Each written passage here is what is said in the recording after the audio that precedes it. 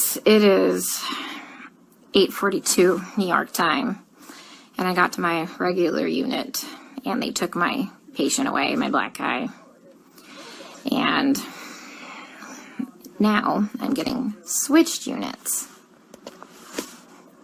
This is exactly what happened before at the other hospital. As soon as I told somebody, and like management, and tried to advocate for my patient, they take the patient away from me, and then they move me.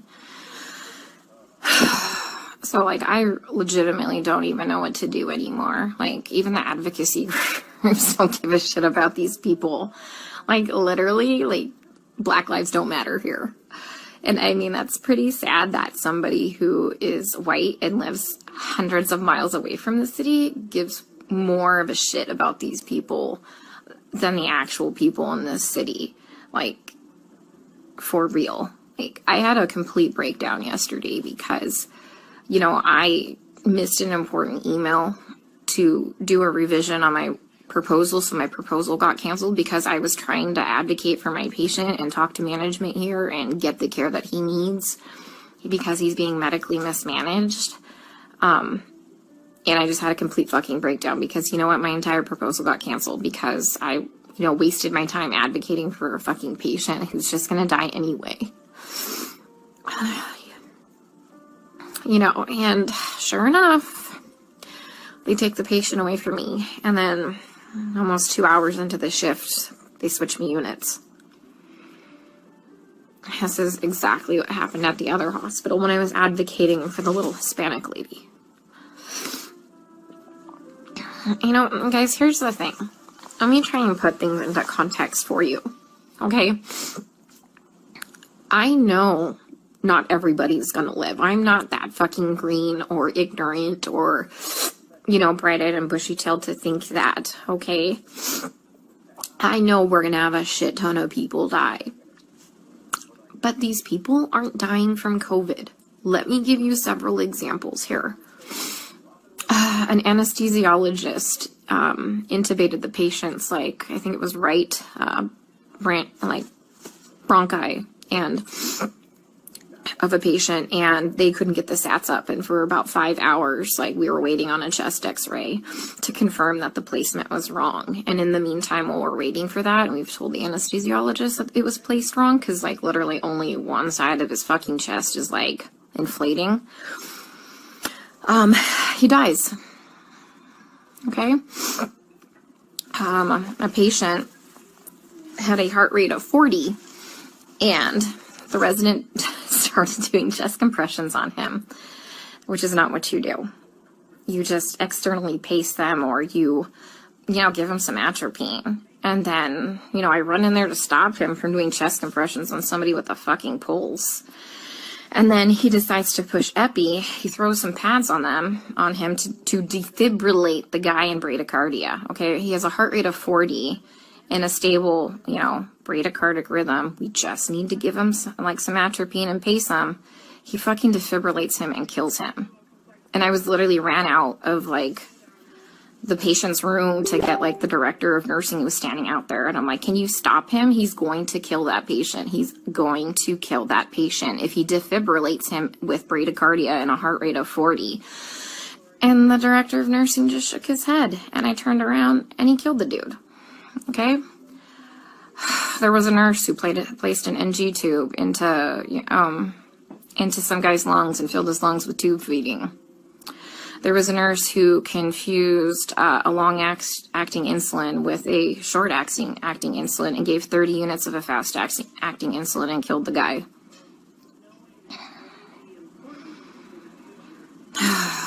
What else? Other stuff have I seen? Yeah. It's just here they're just gonna let them rot on the vent. They're medically mismanaging these patients. And, like, I'm not a doctor, guys. I'm not professing to be a doctor by any means. But there's, like I said, basic standards of care that we have to do. Like, when somebody's low on blood, like literally on the brink of a critical low blood level, we should replace the blood. But I asked the residents, and they're like, does he have internal bleeding? And I said, no. Then they're like, well, then we're not replacing the blood. Well, here's the thing. And these COVID patients, they all eventually need a blood transfusion. Their blood, like, if you don't have enough blood to actually oxygenate your body, the vent settings don't fucking matter, okay?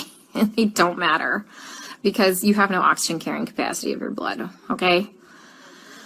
I told you about the patient where, like, all that, like, purulent drainage just kept seeping into his lungs because the ET tube cuff was leaking and nobody has a fucking manometer here to check the pressures. And I finally figured that out.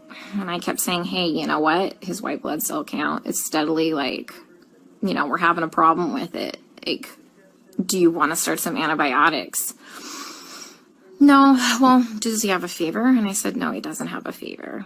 They didn't want to start antibiotics. Day shift nurse finally got a chest x-ray. He has full-blown pneumonia now. Like, I've been telling them this for a while, but because he didn't have a fever, they didn't want to give him antibiotics. We have a nurse who, like, fell asleep at the fucking nurse's station while we were all in rooms, and her norepinephrine ran out, and the guy had no fucking blood pressure, and didn't perfuse his brain, and I'm pretty sure he's brain dead. That same nurse is now running a CRRT machine, a dialysis-like machine, that she has never done before. She said she'll figure it out, okay? I'm pretty fucking smart, and I figure a lot of shit out, but I would never attempt to try and figure out a CRRT machine on the fly. Like, we are adequately staffed. There's a shit ton of staff in there, like, and we have a nurse who does CRRT in there. She has a different patient load. We told them, like, hey, let's just swap these nurses so the one that knows how to work this machine can work this machine, but they didn't want to do that. So I'm pretty sure that patient will be dead here in a couple hours. And this is why I freaked the fuck out yesterday. Because nobody is listening. They don't care what is happening to these people. They don't. I'm literally coming here every day and watching them kill them. I mean, we're not going to save everybody. That's fine. Like, come on, guys. We're not God. But, like, some of these people, hey, we know that they're not going to live. Let's start a hospice unit or something, you know? Like, they don't need to be in the ICU. Let's change course. Let's do palliative care or something. Like, literally, some of these people are just on sedation to keep them on the vents. Nothing else. I have a lady on a tranq on a vent, and she's not even fucking cognizant. She's not even on sedation. You know what we give her every day? We give her breathing treatments, albuterol, and she gets insulin. And that's it. That's it. We're not treating the COVID, guys. Like, for real, we're not treating the COVID. You know, every day we try and get these guys off the vents, right? Because, you know, there's criteria for weaning. Every day, the day shift nurse will wean them down, like, to, like, minimum sedation. Every night, we come in and we get the same two residents, and they fucking max out all the sedation again and undo all the work from the day shift. Then the day shift attendant will come in and they'll all do rounds, and they'll be like, he wasn't synchronizing with the vent. So we had to turn all the sedation on. And I'm like, he wasn't synchronizing with the vent because it's in the wrong vent mode.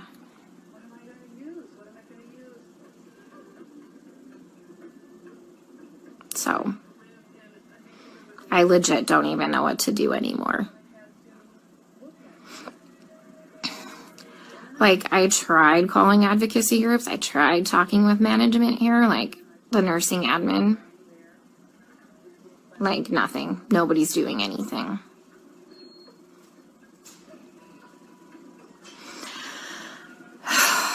We still have 100% mortality rate in the ICU unit. I just left. But, I mean, they're living longer because we have, like, legit ICU nurses there.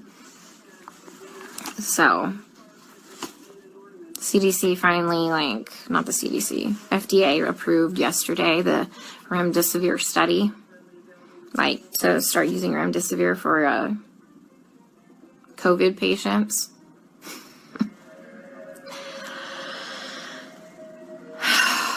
Guys, I don't even know what to do anymore. And this is why I had a complete fucking breakdown. Like, I literally had to call my friend Lisa and FaceTime her, and she answered the fucking phone while she was in the shower because she, like, knew I was having a hard time to talk to her.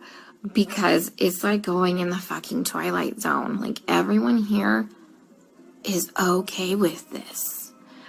Look, the only way I can kind of put this into context for everybody is, and this is going to be kind of an extreme example, this is like really the only thing I can come up with, is like if we were in Nazi Germany and they were like taking the Jews to go put them in a gas chamber, I'm the one like there saying, hey, this is not good, this is bad, this is wrong, we should not be doing this. And then everyone tells me, hang in there, you're doing a great job, you can't save everybody, you're amazing, you're a great nurse.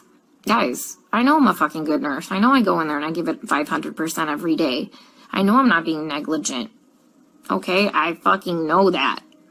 What I need is someone to help me save these people from being killed. Okay, from gross negligence and complete medical mismanagement.